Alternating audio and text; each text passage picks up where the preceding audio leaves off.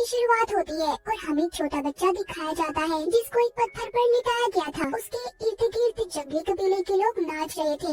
इस कबीले का लीडर इस बच्चे को अपने देवता के हाथे मारना चाहता था। इस बच्चे का नाम लिंशु होता है। तभी लिंशु अपने पास एक बहुत ही बड़े काले रंग के पाइथन को देखता है। जैसे ही पाइथन अपना बड़ा सा मुंह खोलकर इसे खाने वाला था तो लिंशु की आँख खुल जाती है। यहाँ से हमें पता चलता है कि लिंशु सपना देख रहा था। दरअसल वो अपने अंकल के साथ एक नदी पर लकड़ी की बनी हुई कश्ती में बैठकर मछलियाँ पकड़ने आया हुआ था। लिंशु अपने सामने धुंध से ढका हुआ एक आइलैंड देखता है। वो अपने अंकल से उस आइलैंड के बारे में पूछता है। उसके अंकल बताते हैं कि यहाँ पर सुना है बहुत बड़े बड़े सांप रहते हैं और इधर इंसानों के ढांचे पड़े हुए मिले हैं। यहाँ पर बहुत ज्यादा खतरा है, हमें जितना हो सके उतना दूर रहना चाहिए। बातें करते हुए लिंशु के अंकल को ख्याल ही नहीं रहा था कि वो मछलियाँ पकड़ रहे हैं। तभी उनके जाल में एक बहुत बड़ा पाइथन आ जाता है। उसको खींचते हुए वो खुद पानी में गिर गए थे। लिंशु बहुत ज्यादा डर जाता है। उसके अंकल पानी से बाहर आ जाते हैं और कहते हैं फिक्र नहीं करो, मैं ठीक हूँ, मैं तो बस मछलियाँ पकड़ने वाले जाल में फंस गया था, मगर अब पानी की लहरें खींचकर उन्हें आइलैंड के पास ले गई थी। लिंशु के अंकल बहुत ज्यादा डर जाते हैं।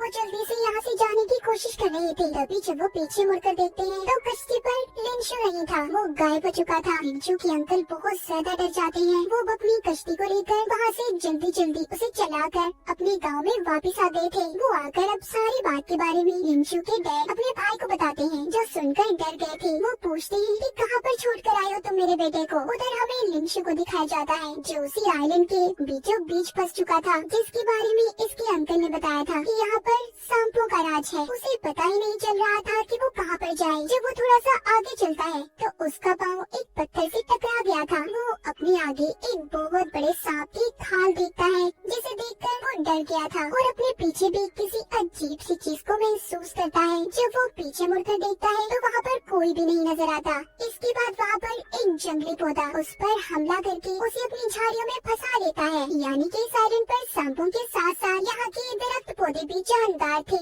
यानी कि उनमें भी जान थी। लिंशु अपने सामने इंसानी ढांचे देखता है, जिससे उसे ये बात तो समझ आ गई थी कि वो मुसीबत में है और रोने लगता है। वो अपने मॉम डैड को याद कर रहा था। तभी ऊपर से अजीब सी लिक्विड जैसी चीज गिरती है। जब वो ऊपर देखता है तो एक पौधा उस पर हमला करने वाला था। उधर दूसरी तरफ हमें लिंशु के मॉम डैड दिखाए जाते हैं, जो उस आइलैंड पर जाने की तैयारी कर रहे थे ताकि वो अपने बेटे को ढूंढ कर ला सके। एक आदमी को लिंशु के डैड पैसे देकर अपने साथ चलने का कहते हैं। वो भी लालची था, इस वजह से अपने साथियों के साथ जाने के लिए तैयार हो जाता है। उस लालची आदमी ने तो आइलैंड के बारे में ये सुना था कि वहाँ पर कीमती पौधे पाए जाते हैं। यहीं पर एक बूढ़ा आदमी उन्हें जाने से रोकता है और कहता है उधर मत जाओ, वो आइलैंड कर्स शापित है। उस आइलैंड की हिफाजत एक काले रंग का पाइथन करता है और जो भी वहाँ पर जाता है वो कभी वापस नहीं आया। मगर लिंशु के मॉम डैड और अंकल उसे ढूंढने के लिए अपने साथ कुछ आदमियों को लेकर चले जाते हैं। वो उस बुढ़े आदमी की बात को नहीं मानते।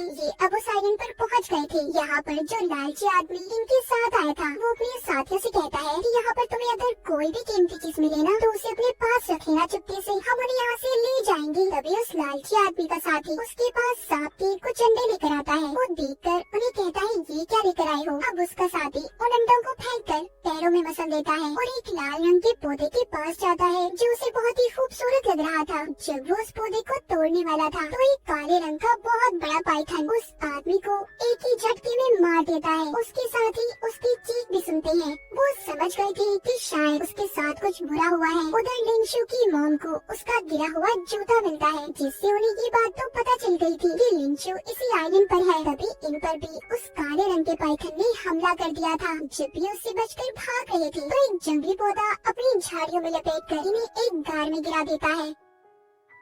यहाँ पर लिंशु के अंकल बताते हैं कि मैंने सुना है यहाँ पर इमोर्टल होने का राज छुपा है, यानी कि इंसान अगर उस राज तक पहुँच जाए तो कभी भी नहीं मर सकता। और यही वजह है यहाँ पर रहने वाला पाइथन आने वाले इंसानों को मार देता है। इधर ही लिंशु की भी आवाज आती है। जब ये जाकर देखते हैं तो वो झाड़ियों में लिपटा हुआ था। ये उसको आजाद करवाते हैं। दूसरी तरफ लालची आदमी के साथ ही कुछ अजीब से पौधों को देखते हैं, मगर साथ ही उन्हें वहाँ पर इंसानों के ढांचे भी दिखाई दिए थे। जब वो उन पौधों को तोड़ने वाले थे वहाँ पर बहुत सारे सांप पा जाते हैं। ये सभी अब अपनी जान बचाकर भागने लगे थे। यहाँ से जाते हुए लिंशु ने एक सांप के अंडे को अपने बैग में रख लिया था। अब सभी वहाँ पर लटकी हुई झाड़ियों के सहारे से बाहर निकलने की कोशिश करते हैं। तभी पाइथन एक आदमी को खींचकर मार देता है। अब जब ये सभी बाहर आ गए थे तो लिंशु के डैड उस लालची आदमी से कहते हैं, तुम्हारी लालच हमें मरवाने वाली थी। तभी वो आदमी कहता है, मैं तो यहाँ पर तुम्हारा साथ देने आया था ताकि हम मिलकर तुम्हारे बेटे को ढूंढ सके, और तुम मुझ पर इल्जाम लगा रहे हो और तुम्हारी वजह से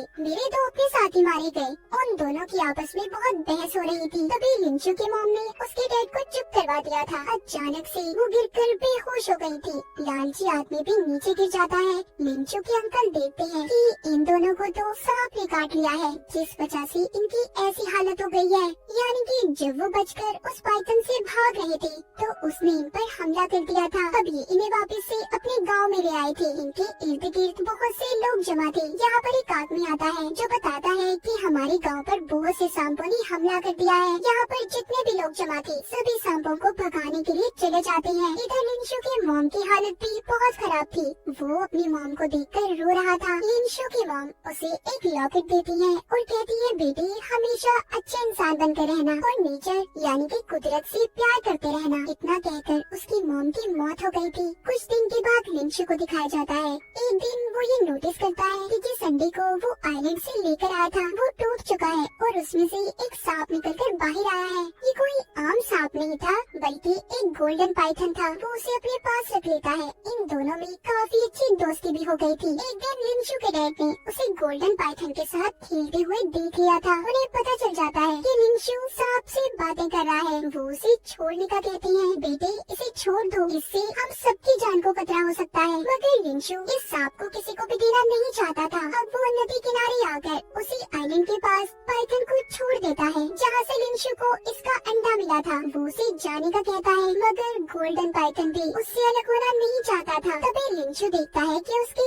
इर्द गिर्द बहुत से सांप आने लगे हैं। मगर जब गोल्डन पाइथन पानी में चला गया था तो सभी सांप भी वहाँ से चले जाते हैं। उधर गांव में सभी लोग लिंशु को ढूंढ रहे थे। वो उसे ढूंढते हुए उसी नदी किनारे आ जाते हैं। लेकिन अचानक से एक आदमी को न जाने क्या हो गया था, वो बेहोश होकर नीचे गिर जाता है। इसके बाद यहाँ से हमें 10 साल बाद का सीन दिखाया जाता है। लिंशु अब बड़ा हो चुका था। वो एक प्राइवेट क्लिनिक में बायोलॉजिस्ट था, यानी कि पौधों और जानवरों पर रिसर्च करता था। वो उन सिंबल्स बने हुए निशानों पर भी रिसर्च कर रहा था जो उसने कई साल पहले पाइथन आइलैंड के गार में देखी थी। तभी उसे उसके अंकल की कॉल आती है जो बताते हैं कि हमारे गांव में लोग बीमार हो रहे हैं, उनकी हालत बहुत खराब है, तुम्हें जल्दी कुछ करना होगा। यहाँ पर हमें पता चलता है कि लिंशु कई साल से अपने गांव में नहीं गया था और साथ ही साथ वो अपने डैड से भी नाराज था जिन्होंने उसके इतने अच्छे दोस्त गोल्डन पाइथन को उससे अलग कर दिया। अब लिंशु अपने स्टाफ के साथ बैठा मीटिंग कर रहा था जहाँ पर उसके बॉस उसे बताती हैं कि मुझे एक पौधे के बारे में पता चला है जिसके अंदर इमॉर्टल यानी कि हमेशा जिंदा रहने की खूबी पाई जाती है और वो पौधा तुम्हारे गांव के करीब आइलैंड पर पाया जाता है। तुम्हें वहाँ पर जाकर उसे लाना होगा। अब बॉस लिंशु के साथ अपनी बेटी और कुछ साइंटिस्ट को भी उसके गांव में भेज देती है। लिंशु अपने गांव में आकर अजीब नजारा देखता है।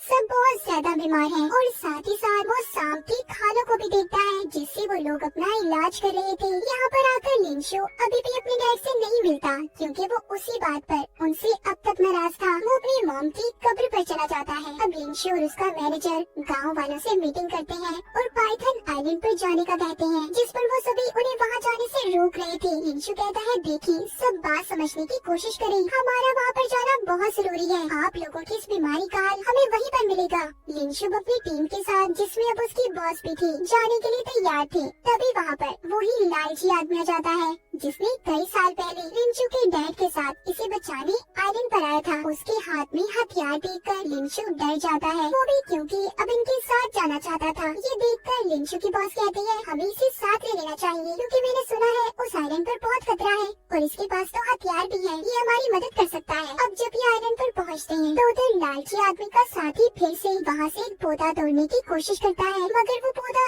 इतना खतरनाक था किसी जानवर की तरह अपना मुंह खोलकर उस लालची आदमी के साथी को मुंह से नोच लेता है, जिसको सभी देखकर डर गए थे। लिंशु ये देखकर सभी को गार के अंदर जाने का कहता है। गार में आकर लिंशु की बॉस एक पौधे को तोड़ लेती है, जिससे वहाँ पर जितने भी पौधे थे सब इन पर हमला करने आ गए थे।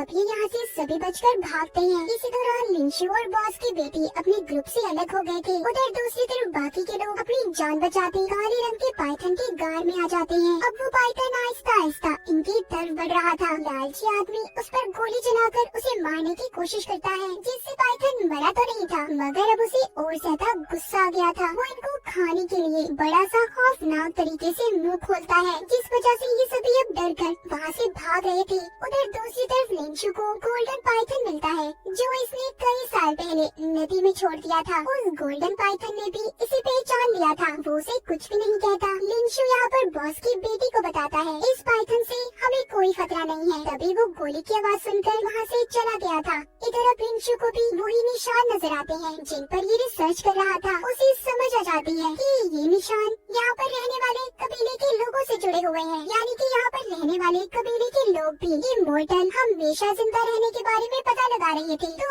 अब वो सिंबल्स निशान देखकर इसे पूरी कहानी पता चलती है कि हजारों साल पहले यहाँ पर आसमान से मेट्रॉइड्स यानी कि टूटता हुआ तारा गिरा, जिसकी गर्मी की वजह से यहाँ पर ये पौधे पैदा हुए जो इंसानों की तरह जानदार हैं। उनकी रिसर्च के मुताबिक अगर ये पौधा कोई इंसान खा ले तो हमेशा जिंदा रह सकता है। इसका टेस्ट कबीले वालों ने इंसानों पर भी किया था, मगर जिसका नतीजा अच्छा नहीं निकला। अभी आखिरी बनी हुई तस्वीर में कबीले वालों को सांपों को चूमता हुआ दिखता है। उधर दूसरी तरफ लिंशु की बॉस ने एक पौधे को हाथ लगा लिया था, जिससे अब वो पौधा भी उन पर हमला कर देता है। काले रंग का पाइथन भी वहाँ पर आ गया था। लालची आदमी अपनी जान बचाने के लिए अपने एक साथी को उसके आगे फेंक देता है और खुद बाकी सभी के साथ मिलकर वहाँ से भाग गया था। फिर बॉस अपनी बेटी से मिलती है। बॉस की बेटी अपनी मॉम को गोल्डन पाइथन के बारे में बताती है। मैनेजर सुनकर कहता है, जिस पौधे को हम यहाँ पर तलाश करने आए हैं वो गोल्डन पाइथन से जुड़ा हुआ है। अब बॉस यहाँ पर लालची आदमी को पैसों का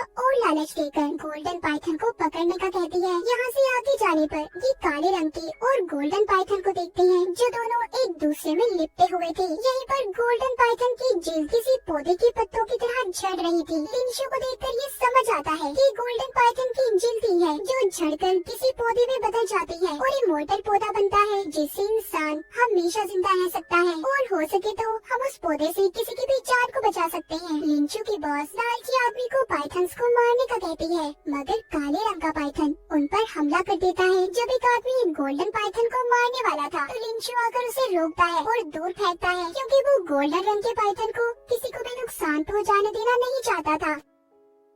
उधर एक काले रंग का पाइथन आकर अचानक से लिंशु को काट लेता है। उसका जहर अब उसके जिस्म में फैलने लगा था। यहाँ पर गोल्डन पाइथन आकर लिंशु के जख्म को छूकर उसे ठीक कर देता है और इसी बात का फायदा उठाकर लालची आदमी ने गोल्डन पाइथन के सर में गन को मारकर उसे बेहोश कर दिया था। काले रंग का पाइथन भी सब पर हमला कर देता है। वो बॉस की बेटी को मारने ही वाला था तो यहाँ पर लिंशु ने आकर उसे बचा लिया था। काले रंग का पाइथन उन्हें मारने के चक्कर में खुद उस झाड़ियों वाले पौधे से टकरा जाता है, जिसने अब उसे जकड़ लिया था। लिंशु और बॉस की बेटी किसी तरह से गार से बाहर आ गए थे। वहाँ पर आकर लिंशु को वही पौधा मिलता है जिसको लेने ये यहाँ पर आए थे, जिससे किसी को भी बचाया जा सकता था और हमेशा जिंदा रहने की ताकत थी। वो उसे तोड़कर अपनी जेब में रख लेता है। उधर मैनेजर बॉस को कहता है कि अगर तुम्हें इमोर्टल होना है तो तुम्हें गोल्डन पाइथन को खाना होगा। ये बात सुनकर लालची आदमी गोल्डन पाइथन को मारना चाहता है, मगर वो उसे ये जकड़ कर काट लेता है। लालची आदमी